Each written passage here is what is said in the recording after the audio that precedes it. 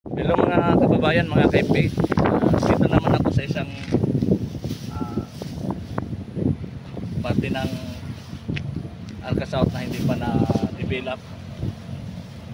Ayan. Mangulikta tayo muli ng basura. Sa gawin roon mga kababayan ay bawasan natin ng kaunti. Tapos dito naman tayo sa ibang parte. Kahit pa paano makatulong tayo sa inang kalikasan, mangulikta tayo ng basura mga kababayan.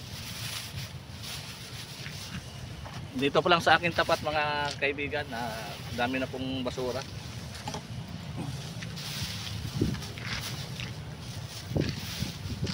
Nagwantit lang po ako.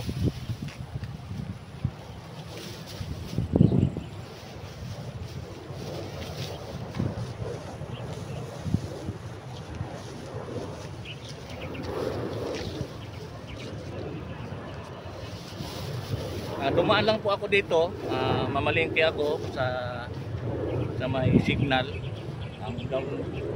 Ang lugar na ito ay madaanan. Pagkatapos kung mapuno itong basura, medyo malaki-laki itong lagayan natin, ay tatapon muna natin bago ako mamalingki. Mahirap pala pag walang pangdakot kasi yuyoko ako ng gusto.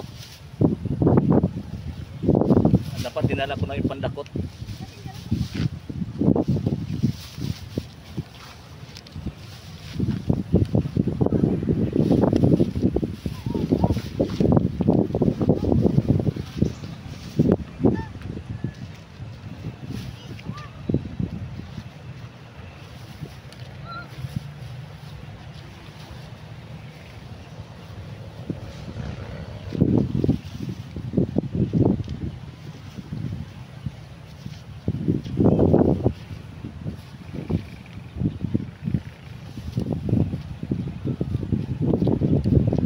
Ilapit lang natin itong camera kasi maraming basurahan doon.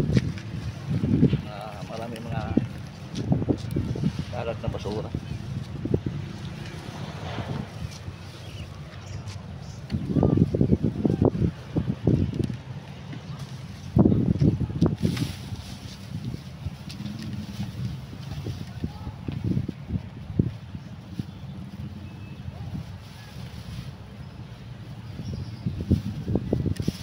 Sunod yung pandakot na lang dalhin ko kasi medyo yuyuko tayo ng gusto pag ano.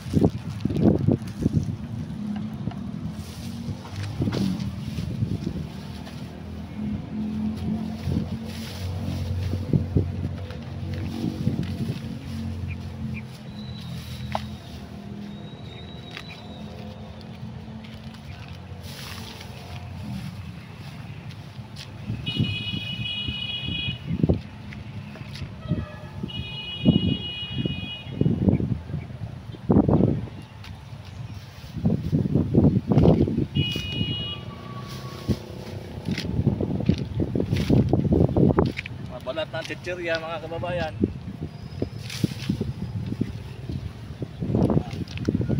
Maring galing po sila sa mall, tapos bumili ng mainom, tapos dito lang tinapon.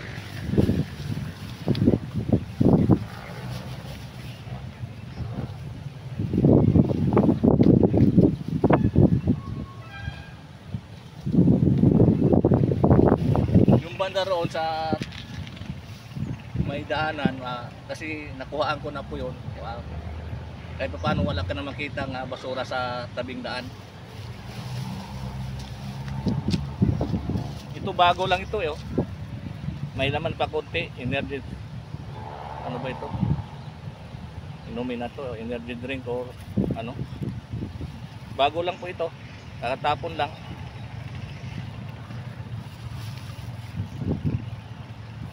Sana yung mga kababayan natin magbago na, wag na po magtapon ng basura kung saan saan.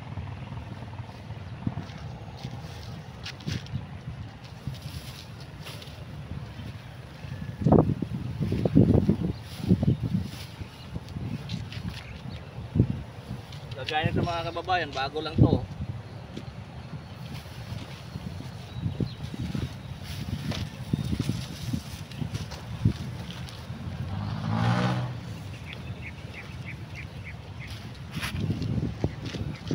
naman yung camera doon sa dumadaan.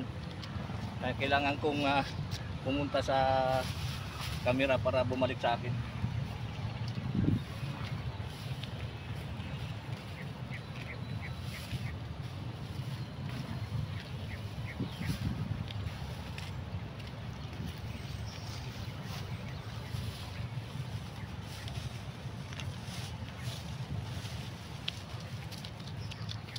O, doon na naman, may dumaan na naman na,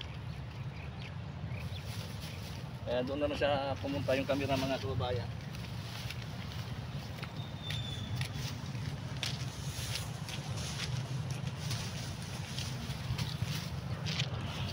Pag may nakakit kasi sa camera, bumaling yung cellphone kung saan, sino yung nakikita niya, sino yung malapit. Ayun o, mga lahatin ako mga kaibigan. Bilisan lang natin kasi mainit na. Pag nag-ano yung cellphone, sobrang init na biglang nag-ano, wala.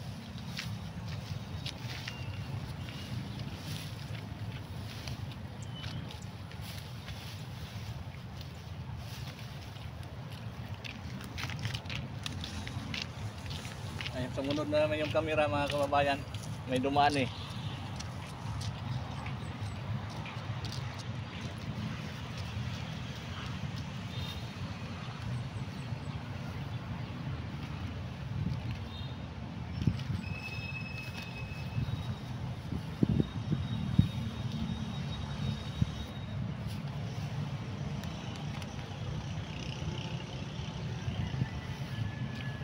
Ang pangit pa nito, hirap nito pag halimbawa kagaya nitong disposable na baso, pag nakatihaya siya, pag umuulan, nalalagyan ng tubig. So ang mangyari, mapupugaran siya ng lamok. Na ganito puno to, tinapon ko lang.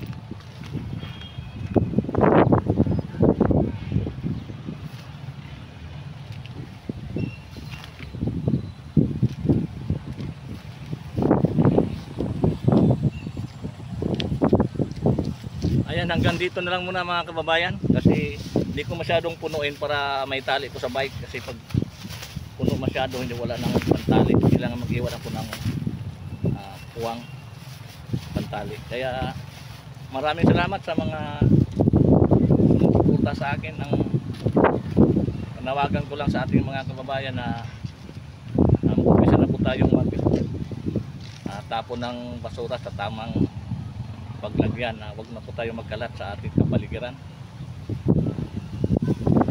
Salamat po ng marami. God bless. Mabuhay po.